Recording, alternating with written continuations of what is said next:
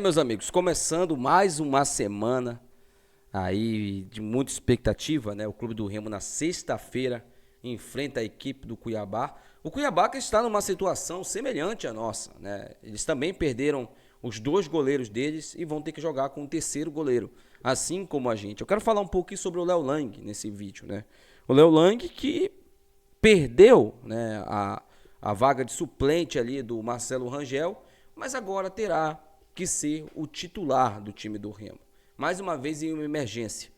Ano passado, vocês lembram, né, o Léo Lang, ele jogou aquela partida da neblina lá contra a equipe do Caxias. Inclusive ele pegou pênalti naquele jogo, o Léo Lang. Fez uma excelente partida, né? Não deu pra gente ver muita coisa porque o jogo foi repleto por neblina. Inclusive até hoje ninguém tem registro do gol do Ronald. Não sabe nem se foi o Ronald de fato que fez aquele gol. Mas a gente venceu por 4-2 aquela partida e o Léo Lang jogou aquele jogo. Depois disso, eu acho que foi até uma espécie de chama acesa no Rangel. E o Rangel, depois desse jogo do Léo Lang, o Rangel chegou no Clube do Remo e disse: não, o titular sou eu. E eu vou fazer por onde? E meu amigo, foi outro goleiro, né? Até esse jogo contra o Caxias, a gente questionava muito a titularidade do Marcelo Rangel. Ele não fazia boas partidas pelo Remo, né? Ele não tinha a importância que hoje, por exemplo, ele tem. E que ele se tornou, principalmente depois desse jogo, depois dessa partida aí contra o Caxias. Contra o Cuiabá, o Léo Lang terá a oportunidade novamente de mostrar o seu potencial. E eu acho que ele tem condições sim de agarrar essa titularidade e mostrar para o Guto Ferreira que ele pode ser o goleiro titular até a reta final da Série B, né? Lembrando, o Guto Ferreira ele trabalha muito com a meritocracia, tá? Ele trabalha muito com se o Léo Lang, por exemplo, ir bem, pelo jeito como o Guto trabalha, ele vai manter o Léo Lang no gol. Então só cabe ao Léo Lang ser titular nessa reta final. A vaga está em aberto. Marcelo Rangel se machucou, infelizmente está fora da temporada, né? Vai passar por uma cirurgia e nós teremos aí dois goleiros disputando essa vaga. Só que aí fica aquela pergunta: e o N? Qual será o próximo goleiro depois do Léo Lang? Provavelmente o Remo vai buscar um goleiro na base, muito provavelmente.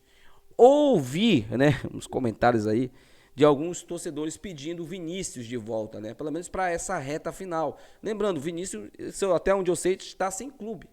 E o clube do Remo poderia contratar ele, né? Porque ele está sem clube. O último clube dele foi a Tuna. O campeonato da Série D da Tuna já acabou há muito tempo. Então o Vinícius está sem clube. Só que assim, gente, eu não traria.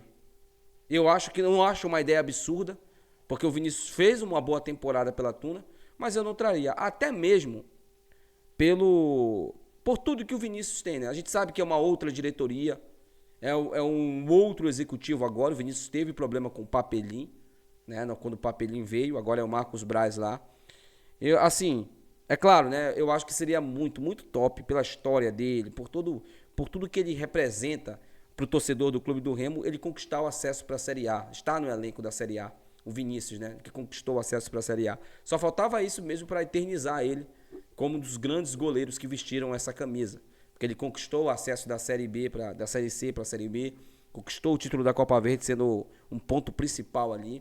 Mas eu sinceramente acho que o tempo do Vinícius no Remo acabou. Na minha opinião, o tempo dele acabou. Mesmo não achando a ideia absurda. Eu sei que tem muita gente que vai falar: é absurdo isso, o cara tava na Série D e tal. Gente, o Vinícius é um goleiraço. É um goleiraço. Não acho que ele é o mesmo Vinícius, por exemplo, de 2019. Não é. Tanto é que quando ele sai do Remo, ele já sai do Remo numa má fase, né? Já não era mais o mesmo Vinícius. E não tem como, o cara tem quase 40 anos já. Não tem como.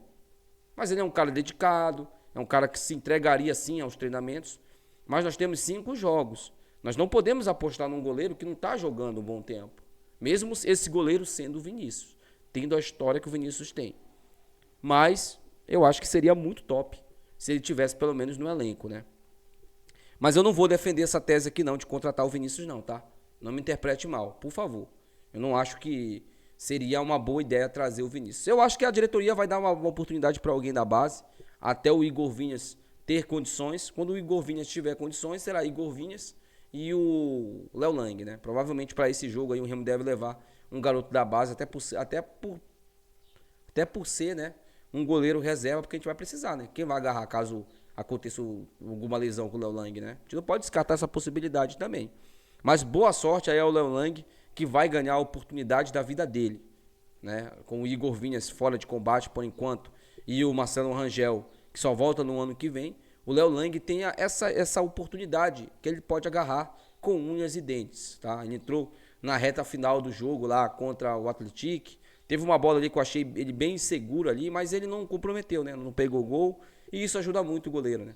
Isso ajuda muito o goleiro. Espero que o Léo Lang agarre com unhas e dentes essa chance aí.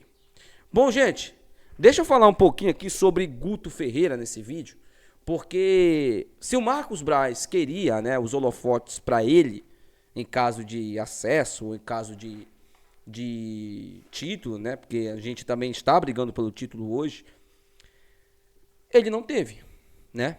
Se você observar aí várias páginas, vários perfis, todos dão os créditos ao Guto Ferreira.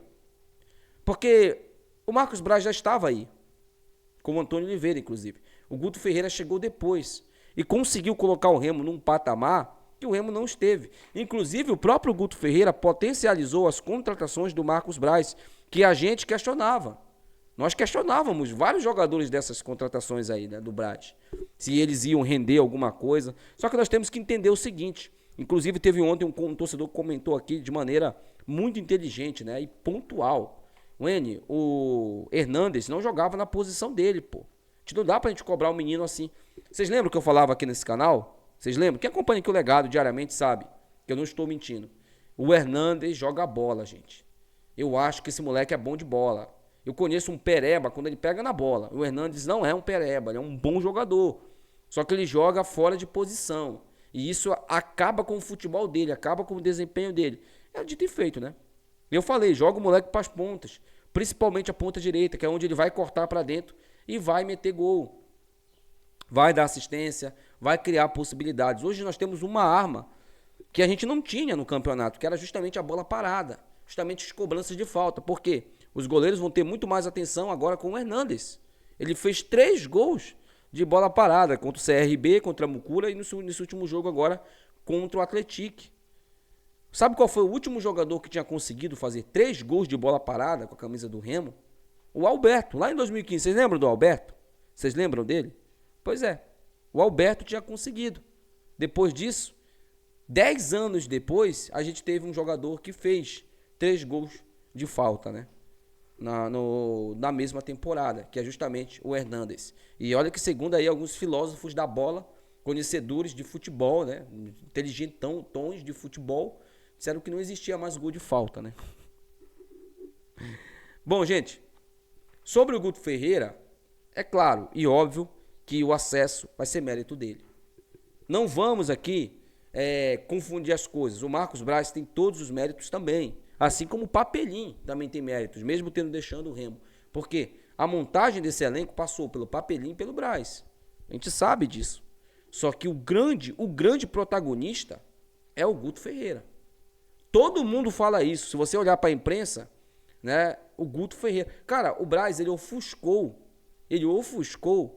o mérito dele quando ele manteve o Antônio Oliveira no cargo. Ele ofuscou ali. Porque se ele traz o Guto Ferreira antes, ali naquele jogo contra o Criciúma, até mesmo no jogo contra o Botafogo, o mérito seria dele, pô.